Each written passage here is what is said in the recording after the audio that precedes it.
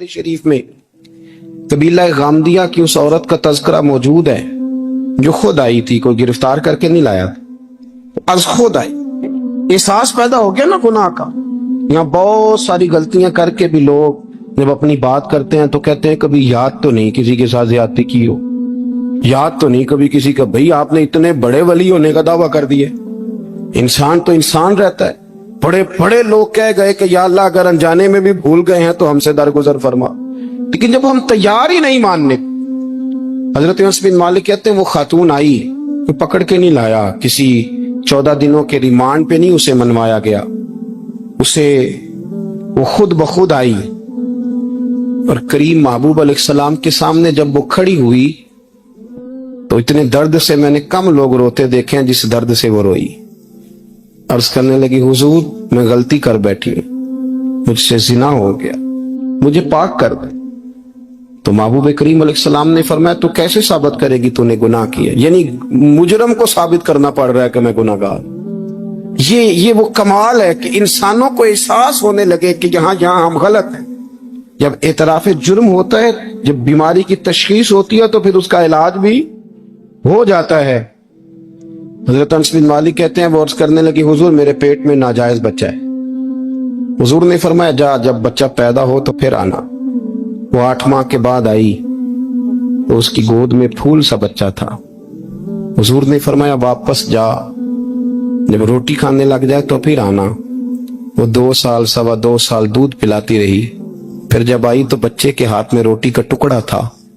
کریم محبوب صلی اللہ تعالی علیہ وسلم سے آ کے جب اس نے بات کی تو وہ درد سے روئی، کہنے لگی یا رسول اللہ 3 سال ہونے کو ہیں، میں نے گناہ کیا ہے، میں ساری رات سو نہیں پاتی۔ حضور تڑپتی، اگر اس حال میں مر گئی تو اپنے رب کو کیا منہ دکھاؤں، مجھے پاک کر دے، میرے حال پہ رحم فرمائے۔ محبوب کریم صلی اللہ علیہ وسلم نے بچہ ایک صحابی کو دیا، فرمایا بچوں کی طرح پالنا، اور کہا اسے لے جاؤ، پتھر مار مار کے اسے سنسار کر دو۔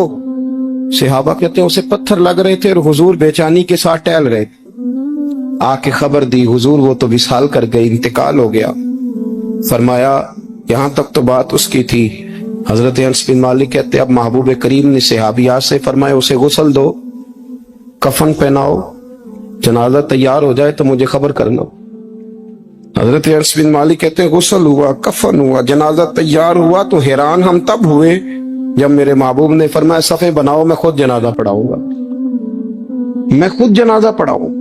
اور سرکار نے جنازہ پڑھایا تو ایک شخص کی زبان سے نکلا حضور اس ملعون کا معاذ اللہ جنازہ جس نے ناجائز بچہ جنا، اس کے لیے آپ دعا کر رہے ہیں، جنازہ پڑھا۔ حضور فرمانے لگے خاموش ہو جاؤ، تم نے گناہ دیکھا ہے اس کا احساس نہیں دیکھا، تم نے غلطی دیکھی ہے لیکن اس کی توبہ کا انداز نہیں دیکھا۔ اور صاحب کنز العمال نے یہ لفظ نقل کیے ہیں کہ کریم محبوب فرمانے لگے اس نے تو ایسی شاندار توبہ کی ہے کہ اگر میں اپنی ساری امت میں بانٹ دوں تو اللہ سب کی مغفرت فرما دے گا۔ احساس جب پیدا ہو جاتا ہے نا اپنے دل کے اندر کہ یہاں میں غلط ہوں۔ ان العبد اذا اعترف ثم تاب تاب اللہ علیہ او کما قال نبی صلی اللہ علیہ وسلم، رواہ مشکات۔ حضور نے فرمایا جب کوئی بندہ کہتا ہے نا اللہ میں بھول گیا تھا اور پھر وہ توبہ کرتا ہے تو رب اس کی توبہ کو فوراً ہی قبول فرما لیتا ہے۔ حضرت عبداللہ بن حذافہ جہاد کر رہے تھے، روم کے عیسائیوں نے گرفتار کر لیا، 1000 آدمی نے مل کے پکڑا، گرفتار نہیں ہوتے تھے صحابی، 1000 آدمی نے گھیرا ڈالا، گرفتار کر کے لے گئے۔ اور جب بادشاہ کے سامنے گئے تو وزیر کہنے لگا بادشاہ بندہ بڑے کام کا ہے، اگر ہمارے قابو آ گیا تو فائدہ دے گا۔ صحابی ہیں حضرت عبداللہ بن حذافہ، حضرت فاروق اعظم کا زمانہ ہے، اگر قابو آ گیا تو فائدہ دے گا۔ بادشاہ کہنے لگا کیوں، کیا خوبی ہے؟ کہنے لگے ہم 1000 آدمی تھے، یہ اکیلا قابو نہیں آ رہا تھا، 1000 آدمی تھے، اگر ہماری فوج میں شامل ہو گیا تو بہت بڑا جرنیل ملے گا۔ بادشاہ کہنے لگا کوئی مسئلہ نہیں، 2-3 چیزیں ہوتی ہیں بندے کو خریدنے کے لیے، خرید لیتے ہیں۔ بادشاہ کہنے لگا عبداللہ جتنی دولت تجھے چاہیے میں تجھے دے دیتا ہوں، میرے لشکر میں آ جا، معاذ اللہ اسلام چھوڑ دے۔ حضرت عبداللہ بن حذافہ کیا فرماتے ہیں بڑا تو بیوقوف ہے، میں نے دولت کمانی ہوتی تو مدینے میں بیٹھ کے تجارت کرتا، میں دولت کمانے نہیں نکلا، میں تو رسول اللہ کی رضا کمانے کے لیے نکلا ہوا۔ दौलत कमानी होती तो किसी मार्केट में होता, मैदान में आना था। शहादत है मतलूब मकसूद मोमिन, न माल गनीमत न किश्वर कुशाई। ये दौलत तो लौटी है रसूलुल्लाह के दरवाजे की, जो तो पीछे पीछे फिरती है नबी पाक के गुलामों। ये कमानी होती तो मैं किसी मार्केट में होता, मैदान में थोड़ा होता। अब्दुल्ला बिन हुज़ाफा से एक दूसरी चाल चली। कहने लगे मियाँ ओदा जो तुझे चाहिए, मैं बादशाह हूँ, मेरे नीचे जो ओदा तू कहेगा वो तुझे मिल जाएगा। हजरत अब्दुल्ला बिन हुज़ाफा कहने लगे शायद तुझे पता नहीं मेरी तारीफ क्या है, शायद तू जानता नहीं मेरी तारीफ क्या है। कहा साहब की क्या तारीफ है? कहने लगे मैं रसूलुल्लाह का सहाबी हूँ और कायनात में सबसे बड़ा ओदा मुस्तफा के सहाबी होने का होता है। सहाबा वो सहाबा थे जिनकी हर सुबह सुबह ईद होती थी, खुदा का कुर्ब हासिल था, नबी की दीद होती थी। फरमाया मैंने हुजूर के जलवे देखे हुए हैं, मुझे ओहदे की जरूरत ही नहीं, और मैंने ओहदा लेना होता तो मैं सियासत करता, मैं तो शहादत लेने निकला हूं मैदान में, ओहदे का मैंने क्या करना है। अब बादशाह कहने लगा इसे कत्ल कर दो। वजीर कहने लगा नहीं, एक बात और है, मुझे एक चाल और चलने दो। कहा वो क्या? कहने लगा मेरी बेटी बड़ी खूबसूरत है, मुझे मौका दो अपनी ही बेटी को सजा बना के। वो जवान जिसकी जवानी इतनी बड़ी है कि 1000 आदमी मुकाबले में खड़ा नहीं होता, उस जवान के कमरे में रात की तन्हाई में बना सवार के बीबी को भेजा। बीबी कहती है मैं सारी रात बन सवर के इस सहाबी के कमरे में बैठी रही, लेकिन ये क्या शख्स था, सारी रात ही मुसल्ले पे बैठा रहा, सारी रात। कुछ देर थक जाता तो ये करीम रसूल पे दरूद पढ़ना शुरू कर देता। बीबी कहती है सहरी हो गई तो मैंने छू के देखा कि इंसान है कि जिन्न है, ये बंदा है कि फरिश्ता है, छू के देखा। कहने लगे पीछे हट जा। मैंने कहा मैंने तो सुना था तू 1000 के मुकाबले में है और तू इतना बेहिस है कि बनी सबरी दुल्हन बैठी है, तूने नजर देखी? अब्दुल्ला बिन हुज़ाफा, बीबी कहती है नजर फिर नहीं उठाई, नजर फिर झुकी हुई है। कहने लगे बीबी मैं मजबूर हूँ, अब मेरे ऊपर कोई उसल नहीं चलता, मैंने जलवाए बद्दुहा का दीदार किया हुआ है, मेरी निगाहों में जचता नहीं कोई, इसलिए कि जैसे मेरे सरकार है ऐसा नहीं कोई। कभी भी अब नहीं किसी का मेरे ऊपर जादू चलता, मैंने मुस्तफा को, और कहा जरा पीछे हट के बैठ, मुझे मेरे रसूल ने गैर महरम से बचने का हुक्म दिया है, जरा पीछे हट के बैठ। शहरी का वक्त था तो बीबी कहती है उस नौजवान के जुमले मेरा सीना चीर गए, कलेजा फट गया, चीख निकली, मैं कुफर के आलम में रोई। मैंने कहा मुझे बता तो सही, आखिर ये जज्बा कहाँ से मिलता है, आखिर ये रोशनी तो मैंने देखी नहीं, कहाँ से आती है? मेरा बाप है जो बना सवर के मुझे तेरे कमरे में छोड़ गया, बतला ये कहाँ से कैफ आते हैं? अब्दुल्ला बिन हुज़ाफा कहने लगे अगर कैब लेना है तो तू भी मेरे मुस्तफा का कलमा पढ़ जा, आजा दरवाजा रसूल पे झुक जा, मिल जाएगा। सवेरे दरवाजे पे बाप आया बेटी से रिजल्ट लेने, दरवाजा खोला तो बेटी नकाब पहने बाहर आई। बाप कहने लगा क्या बना? कहने लगी पीछे हटना, तू गैर महरम है, काफिर है, मैं मुसलमान हूँ। उसने कहा क्या हुआ? कहने लगी तेरे जैसे को बाप कहूँ, तेरे जैसे को जो मुझे इस्तेमाल करना था, मैं तुझे बाप नहीं मानती, मैं अब रसूल वाली हो गई, मैं हजरत फातिमा की कनीजा हो गई, मैं अब नबी करीम की खादिमा हूँ, खबरदार मेरे करीब ना आना। ये दाव भी नाकाम हुआ। अब हजरत अब्दुल्ला बिन हुज़ाफा के सामने मौत खड़ी की, एक कड़ा में तेल गर्म किया, कहने लगे तुझे इसमें जलाया जाएगा। हजरत अब्दुल्ला बिन हुज़ाफा रज़ियल्लाहु ताला अन्हु जब जलने के करीब हुए तो रोने लगे। रूम का बादशाह कहने लगा शायद डर गया है, कहने लगे अब समझ आई है, अब तुझे पता चला है, चला आ जा। हज़रत अब्दुल्ला बिन हुज़ाफा कहने लगे तू काफिर है, तेरी काफिरों वाली सोच है, इसलिए नहीं रोया कि मौत से डर गया हूँ, मैं तो इसलिए रोया हूँ कि एक जान है वो नबी पाक पे कुर्बान हो रही है, काश रब मुझे 1000 जान देता, मैं सारी मुस्तफा पे कुर्बान कर देता। एक सुनार ने गली में एक यतीम छोटे से बच्चे को घूमते देखा तो सुनार बे औलाद था, बच्चे को उठा के घर ले आया। 18 साल उस बच्चे की परवरिश की, उसको पाला पोसा जवान किया। सुनार के पास वो दुकान पे चला जाता, वो कई दफा दुकान पे रहता, कई दफा घर में रहता। एक दफा वो दुकान पे था, बच्चा घर था, 18 साल का जवान। उसकी बीवी अकेली थी। وہ جس نے ماں بن کے پالا تھا اس نے اسی پہ حملہ کر دیا، اس کا بازو بری نیت سے تھاما، بیوی چیخی، تھوڑی دیر گزری تو وہ نوجوان پیروں میں بیٹھ گیا، کہنے لگا اماں پتہ نہیں مجھے کیا ہوا۔ شام کو سنار آیا، بیوی چیخنے لگی، چلانے لگی، کہنے لگی آج عجیب بات ہوئی، جس کو میں نے جگر کا خون دے دے کے پالا اسی نے گندی نظر ڈالی۔ سنار محو حیرت ہے، بیوی کا خیال تھا کہ لاٹھ اٹھائے گا، ڈنڈا اٹھائے گا، نوجوان کو مارے گا، لیکن وہ رونے لگ گیا۔ اس نے کہا آج اس نے میرا بازو تھاما ہے، جانے کیا کیا ہے، پریشان ہونے لگ گیا، سجدے میں گر گئے، کہا تو بتاتا کیوں نہیں؟ تو وہ سنار کہنے لگا اس کی غلطی نہیں، 18 سال کے بعد آج مجھ پر بھی شیطان سوار ہوا تھا۔ ایک عورت آئی تھی، وہ اپنے بازوؤں میں چوڑیاں پہننا چاہتی تھی، میں نے بھی گندی نظر سے ہاتھ ڈالا تھا، رب کریم نے مجھے فوراً اس کی سزا دی۔ جن کے گھروں میں بیٹیاں ہوتی ہیں ان کی نظریں گندی نہیں ہوتی، جو بیٹیوں کے باپ ہوتے ہیں، جو بہنوں کے بھائی ہوتے ہیں، ان کی نظریں گندی۔ اور اگر تو ٹیلی فون کرتا ہے، تو کسی عورت کے ساتھ تعلق رکھتا ہے، تو یہ بات لکھ لے، امام فخر الدین رازی 1، علامہ اسماعیل حقی 2، مولانا جلال الدین رومی 3، امام خازن 4، امام جلال الدین سیوطی 5 حدیث کے استاد اور محدث لکھتے ہیں کہ اگر تو کسی پر گندی نظر ڈالے گا تو تیرا گھر بچ سکتا، یاد رکھنا نہیں بچے، اس لیے کہ تیری نظر کسی کی بیٹی کو بیٹی سمجھ، تاکہ تیری بچی کا پردہ قائم رہے۔ کسی کی بہن کو، یہ کیا بات ہوئی کہ تو جتنا مرضی گند معاشرے میں پھیلاتا رہے تیرا گھر بچا رہے، یہ کیسے ہو سکتا ہے؟ فَإِنَّ لَهُ مَعِيشَةً ضَنْكَ، اللہ فرماتا ہے زندگی تنگ ہو جائے گی تیرے لیے مشکل، تو ڈھونڈتا پھرے گا کہ میں مرنے کو جگہ تلاش کروں۔ سچی توبہ کرے، کھری توبہ۔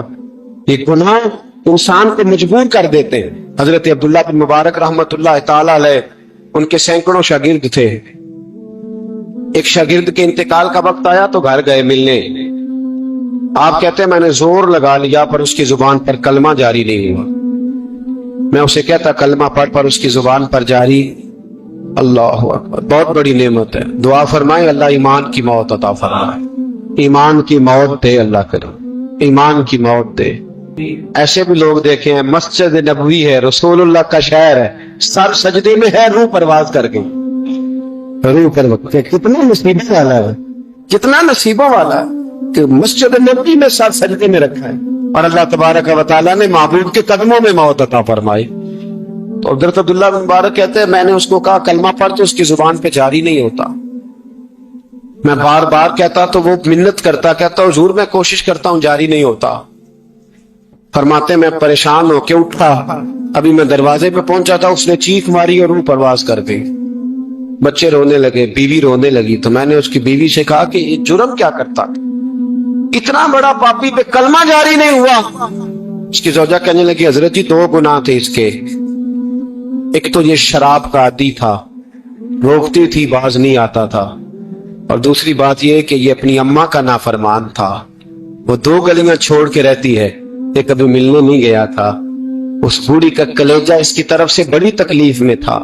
تو حضرت عبداللہ بن مبارک کہنے لگے جا تو بھی دعا کر، اس کی ماں کو بھی کہہ دعا کرے کہ یہاں تو یہ کلمہ نہیں اسے نصیب ہوا، اللہ کرے اللہ آخرت کی منزلیں اس کی بہتر فرما دے۔ یہ حدیث سنانے لگا ہوں، حدیث ہے، حدیث رسول ہے، جوان خاص کر کے ذرا میری بات پہ توجہ کرے، اور بزرگ خاص کر توجہ کرے جنہوں نے تربیت کرنی ہے۔ سنے، حضور کی بارگاہ میں ایک نوجوان آیا ہے، یہ سنگمیل حدیث، اس کو یاد رکھنا۔ عرض کی حضور میں سارے گناہ چھوڑ سکتا ہوں، زنا نہیں چھوڑتا، حضور مجھے زنا کی اجازت ہونی چاہیے۔ میرے حبیب نے تھپکی دی، بٹھا لیا۔ میں کہتا ہوں حضور نے گناہگاروں کو معاشرے سے کاٹا نہیں، ان کی تربیت فرمائی ہے، ان کی تربیت فرمائی ہے، ان کو قریب فرمایا۔ میرے حبیب کریم صلی اللہ علیہ وسلم نے فرمایا ادھر آپ بیٹھ جا، بیٹھ گئے۔ حضور نے فرمایا تو پسند کرتا ہے تیری ماں کے ساتھ کوئی بدکاری کرے؟ حضور نہیں فرمایا تو پسند کرتا ہے تیری بیٹی کے ساتھ کوئی بدکاری کرے؟ یا رسول اللہ میں آنکھیں نکال دوں گا۔ حضور نے فرمایا تو پسند کرتا ہے تیری بہن کے ساتھ؟ حضور میں کاٹ ڈالوں گا وہ ہاتھ جو میری بہن کی طرف اٹھیں گے۔ فرمایا تو پسند کرتا ہے کہ تیری خالہ پھپھی ممانی کی طرف کوئی ایسی حرکت کرے؟ हुजूर मैं काट के रख दूंगा उन लोगों को जो बात भी करेंगे। मेरे हबीब ने फरमाया, अच्छा जिसके साथ तू बदकारी की इजाजत मांग रहा है वो किसी की मां नहीं लगती, वो किसी की बहन नहीं लगती, और किसी की बेटी नहीं होती। याद रखे मुल्ला जलालुद्दीन रूमी एक, इमाम गजाली दो, आला हजरत फाजले बरेलवी तीन, बुजुर्ग मुतफिका तौर पे लिखते हैं, फरमाते हैं जो गंद के साथ दूसरे घर में ताड़ता है वो अपने घर की खैर मना ले, जो गंदी नजर दूसरों पर रखता है वो अपने घर की खैर मना ले। इसलिए कि जो जुर्म वो किसी के खाते में डालेगा वो सजा बन के उसके घर की तरफ लौटा दिया जाएगा, जो बदकारी वो किसी के खाते में डालेगा वो सजा बन के अल्लाह उसके घर की तरफ लौटा देगा। अगर अपने घर को पाक रखना चाहते हो तो दूसरों की तरफ पाक नजर रखनी शुरू कर दो।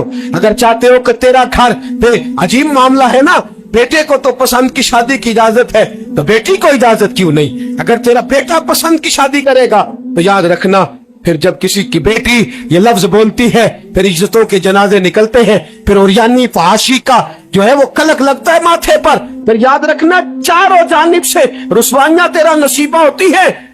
अगर तू बेटी को रोकना चाहता है तो बेटे का हाथ पकड़, अगर तू बेटी को साफ रखना चाहता है तो बेटे को शर्मो हया की चादर ओढ़ा, अगर तू बेटियों के किरदार की हिफाजत करना चाहता है तो पहले बेटे को पाबंद शरीयत बना।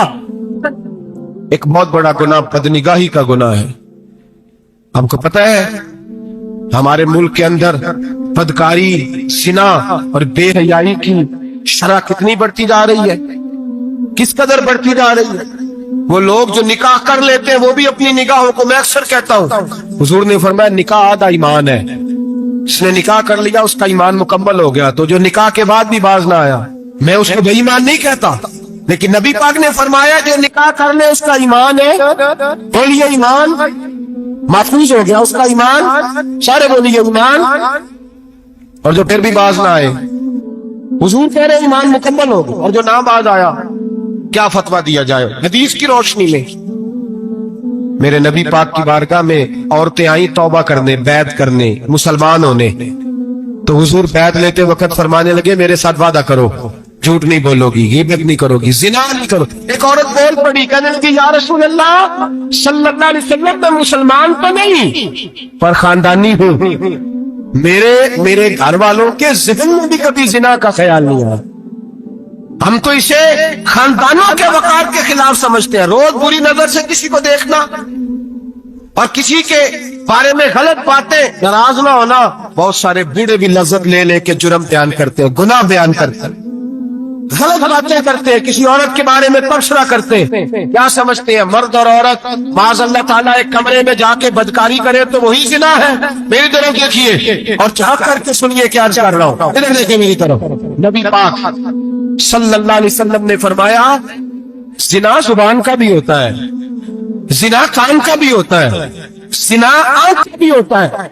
हुजूर किस तरह फरमाया जिसने गंद देखा उसने आंख का ज़िना किया, जिसने लज्जत लेके सुना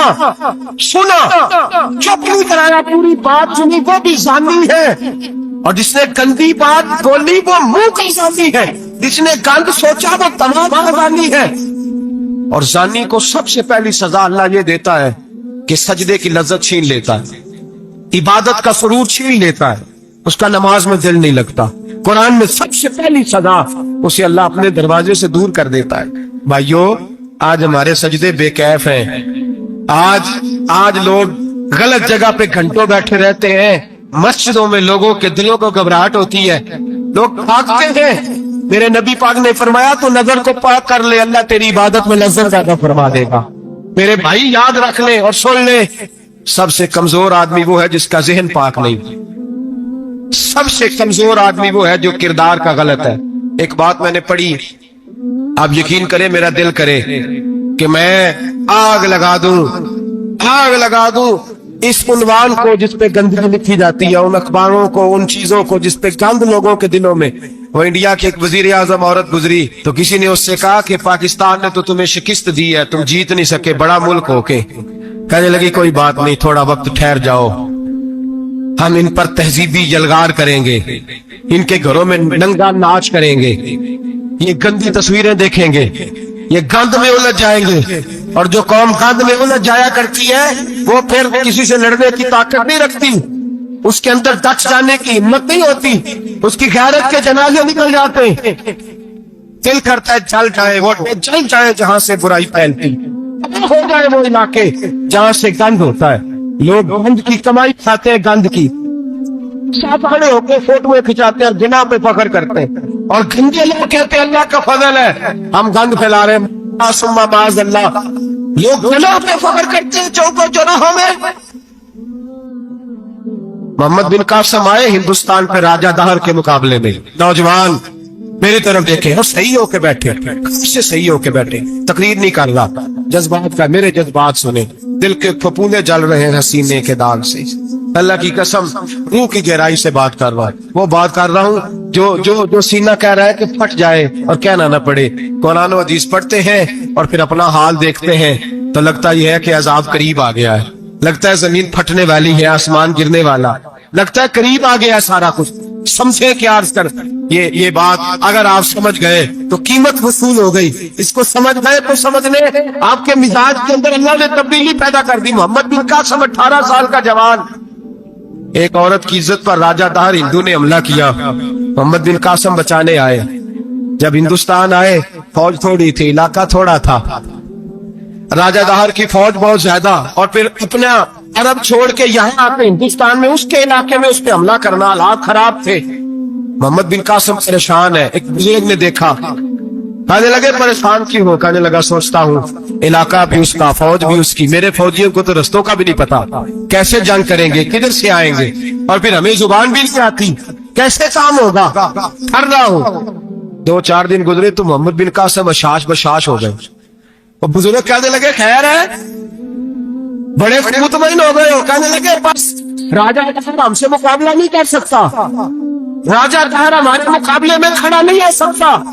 وہ گرا کے گرا, وہ لڑکھڑایا سے لڑکھڑایا, ریزہ ریزہ ہو جائے گا. آپ کو کہتے خوشخبری مل گئی. کہنے لگے مجھے پتا چلا ہے کہ راجہ دہر ذہن کا گندا ہے, وہ تو چچا کی بیٹی کو نہیں چھوڑتا, ماموں کی بیٹی کو نہیں چھوڑتا, خالہ کی بیٹی کو گندی نظر سے دیکھتا ہے. جس کا ذہن گندا ہوتا ہے کسی کا مقابلہ نہیں کر سکتا, ہمیں فتح ہوگی, فتح وہ گرے گا. وہ بزرگ کہتے ہیں میں سمجھ گیا کہ واقعی سے فتح ہوگی.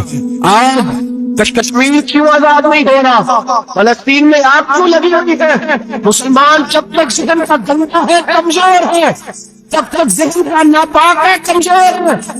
حضرت سعد بن ابی وقاص رضی اللہ تعالیٰ نے فرمایا کرتے تھے اللہ مسلمان کی مدد اتنی دیر تک کرتا رہتا ہے جتنی دیر تک مسلمان کا ذہن صاف رہتا ہے, کردار پاک رہتا ہے. آگ اس لیے معاشرے میں لگی ہے. نوجوانوں تم کہتے ہو کامیابیاں نہیں ملتی, اسے کیسے کامیابی مل سکتی ہے جس کا ذہن ہی صاف نہیں؟ وہ کیسے دنیا کی بازی جیت سکتا ہے جس کی نگاہ ہی پاک نہیں؟ وہ کیسے آگے بڑھ سکتا ہے جس کے کردار میں پاکیزگی نہیں؟ اپنے آپ کو پاک کر لو, اللہ ہر مشکل میں تمہاری مدد فرمائے گا, ہر راستے میں تمہاری مدد فرمائے گا.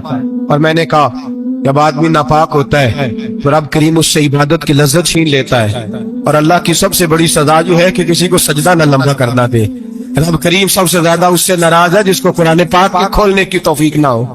سب سے زیادہ رب کریم اس شخص سے ناراض ہے جو اللہ کی بارگاہ میں جھکنے کی لذت چھوڑ جائے.